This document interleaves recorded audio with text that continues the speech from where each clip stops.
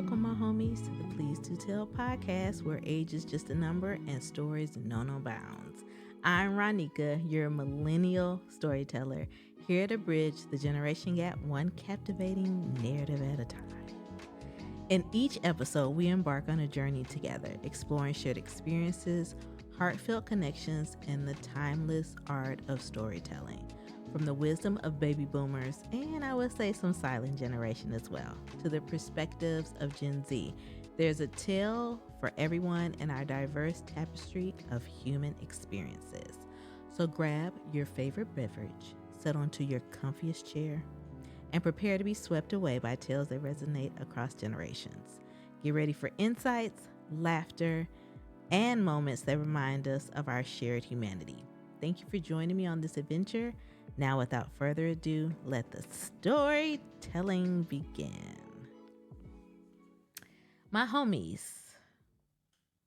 because don't act like you're new here, okay? Well, if you are, welcome, welcome. And if you are not, welcome back for another episode of Storytelling. We are in the month of May and looking forward to sharing more stories around mental health awareness.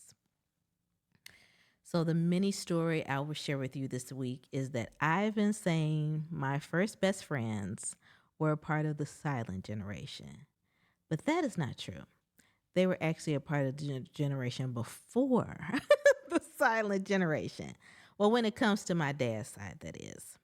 My mother's mother had her at the age of 16, 4 years after losing her mom, and found herself being a mother and a wife. That would be my grandmother.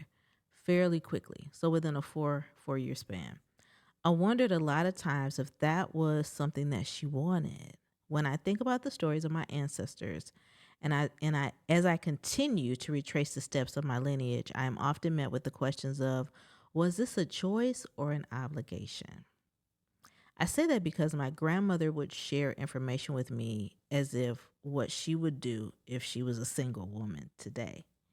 When I arrived to Arkansas a couple of months ago, I thought about the upbringing of not only my paternal grandmother, but I thought of that with my maternal grandmother as well. Both born in the state of Arkansas and not too far of similar upbringings. My maternal grandmother losing her mother before becoming a teenager, and my paternal grandmother losing her mother in her early 20s and taking in her younger siblings. Something that is often overlooked when it comes to my maternal side. Siblings giving up a formal education in those days in order to raise their siblings, the sacrifices. And that's what a lot of them did. So that leads me into what I wanted to talk about for story time today. We have Mother's Day that will be coming up. And a reason to cherish your mother is that I watched my father not observe Mother's Day after losing his mother in April of 1996. He will find a way to stay busy and not face the reality that his mother was now an ancestor. When I had a conversation with my dad's aunt, she talked about how the whole family were operating in denial when talking about her older sister Mary, which is my granny. She was slipping away, and the family decided to act as if everything was okay. These were things I had no idea was going on when I was much younger. My uncle was telling people that my granny was getting better when indeed she was getting worse. I was oblivious to what was going on, and I was only 12 years old and following the lead of the elders. Did I deserve the truth? Yes, but I was also surrounded by adults that were trained to protect and not to talk.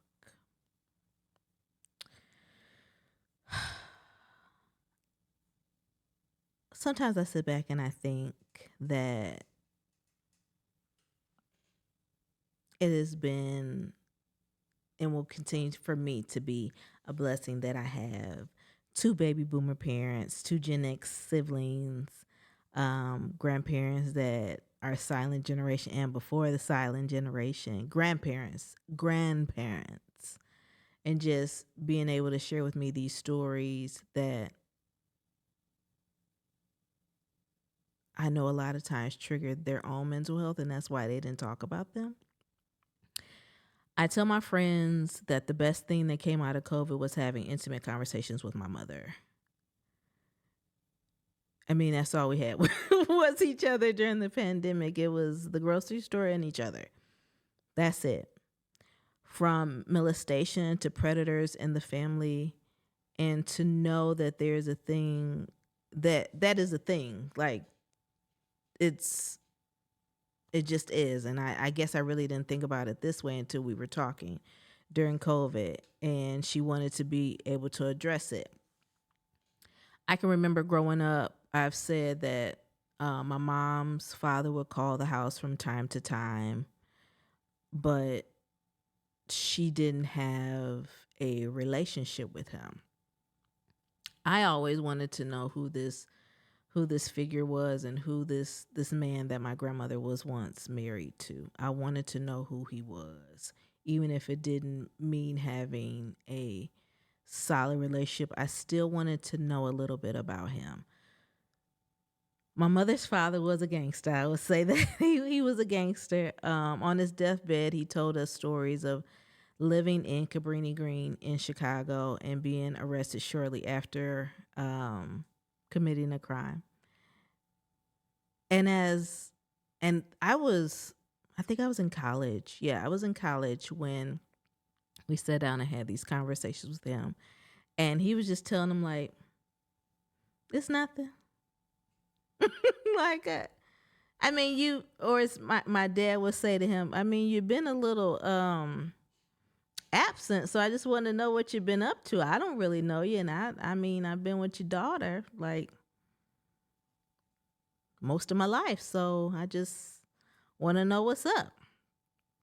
All the things that I thought was intriguing but was absolutely terrifying and embarrassing from my parents. I was just like, how do you commit a crime across the street and then you go to your favorite burger place that is directly across the street from the place that you just committed a crime, and then you said that you ordered the biggest cheeseburger that you can get because you knew that was going to be the last time you was going to have it for a while, and said that he sat on the counter and waited for the police to come get him. And I looked, I said, who is this person? Where where did he come from? I want to know more. My dad once asked me why I wanted to know about my maternal father's family, and I said, I like to know family. I love family. He said, well, I've always looked at things differently. I admire and want to know more about the person that provided for me, not the stranger that never stepped up to do anything.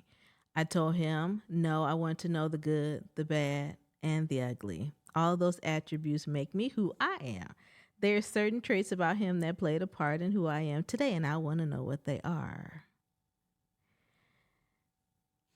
Now, my sister and I could, because we laugh about this from time to time, and everybody that's a part of the story are now ancestors. But my granddad, this was on his deathbed, he said, he asked me and my sister, he said, how's your grandma doing? Like, oh, she's good. She's still mean. We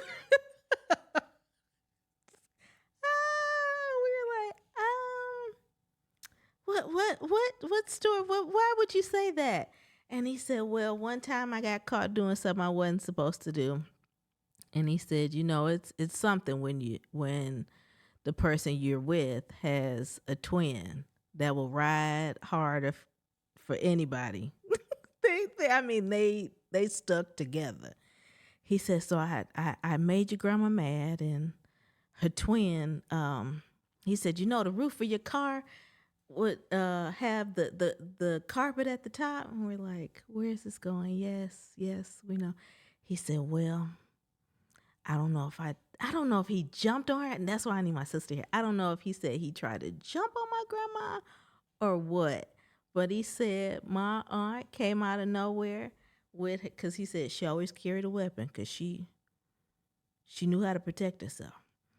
He said my aunt came out and she walked past him and went to that car. He said, and she sliced up the top of that car, and He said, I just sat there and I took it. He said, but then I had to ride down the road with my hand holding up the roof of my car. And he said, and after that, I knew not to mess with your grandma or her sister ever again. That's why I said she's still mean. And my God, I think that was like one of the best stories he could have ever told me, because now me and my sister laugh about it all the time. She'll know that when I say to her, she's still mean, she knows exactly what I'm talking about. That's our insider. So now if you notice me and my sister together, even out in public, if I do be like, she's still mean, that's where we got it from. So thanks for Facebook. I've been able to connect with family members from my maternal grandfather's side, aunts. I just think, like, I told you my grandfather was something else. He has a child that is 10 years younger than me. She 10 years young? I think she's 10 years younger than me. It's still mind blowing to me. But and now she has children. And what's so beautiful about the retracing their steps is that I've been able to, even though my focus has been my paternal side, I've gotten the chance to know so many people on my maternal side as well, because that group has a whole Facebook page. We used it for reunions, to keep up with one another, especially to keep up with the Gen Zs, because it seemed like everybody was having kids at the same time. Now they're all starting to graduate from high school and college. But we've become so innate to process things that we should keep it all a secret, because it brings shame to who we are. And we don't, and I just really want, and more than anything, like the silent generation, the baby boomers, we don't care. We want the good stories. We want to know why you wouldn't let us go over Uncle Cece's house, or these are all made up names. Uncle Cece's house, or Aunt Brenda. Like, we want to know those stories. We deserve to know those stories. And they help us better understand our family and why some people respond the way that they do.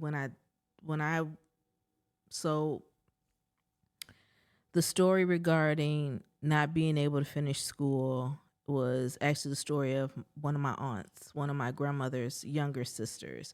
When their mom died, she was 8, and she actually took care of the, what was it, 3 or 4 siblings under her.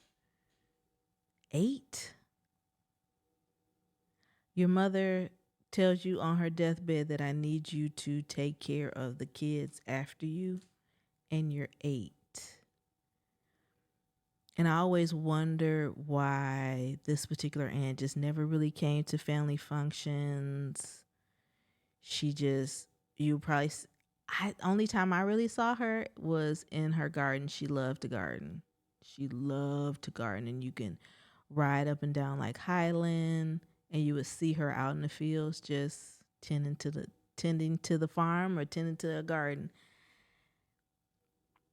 But it was in her, I got to hear more stories about the upbringing, especially during COVID.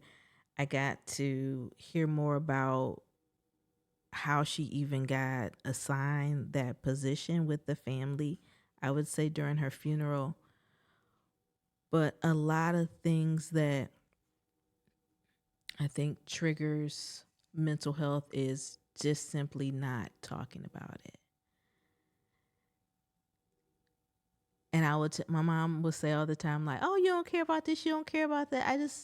I don't want to worry about if someone has to say, like, oh, she wrinkled. Nah, I don't care. I showed up. Like, you have no idea what it took for me to show up. Like, maybe my iron went out, and then I just thought, like, instead of being late, I still got to be here. It's just a lot of things that we just don't want to waste time worrying about. But the things that we do need to know, we're not judging you as you're telling us this story. We just want to know the facts. So I can't say that, again, for my mental health, I know for a lot of people, COVID did a number on us. It's almost like a blur. A lot of times I'm like, gosh, that was during COVID. Yeah, that was during COVID, or that was right before COVID. It's like these last 4 years have been a absolute fog. But I've been able to have like a lot of great conversations about family, about mental health, and just scripture, like learning new pastors, all of that. So when I think about things that continue to trigger us, especially within our families, we need to be able to talk to somebody about it. That's it, and that's all.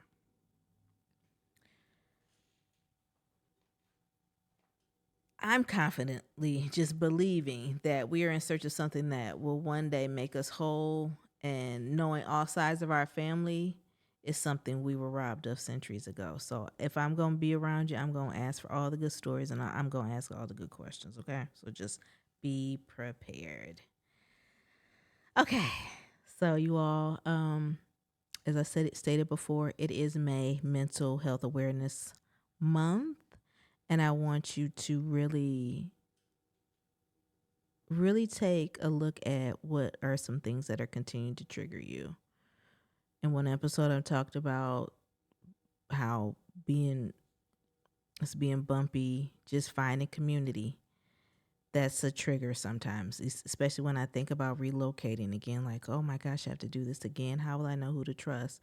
But God has always led me to the people that are supposed to lock arms with me and get me to the next level, whether that's together or just like, hey, this is your next stop. Keep going. That's what I keep telling myself.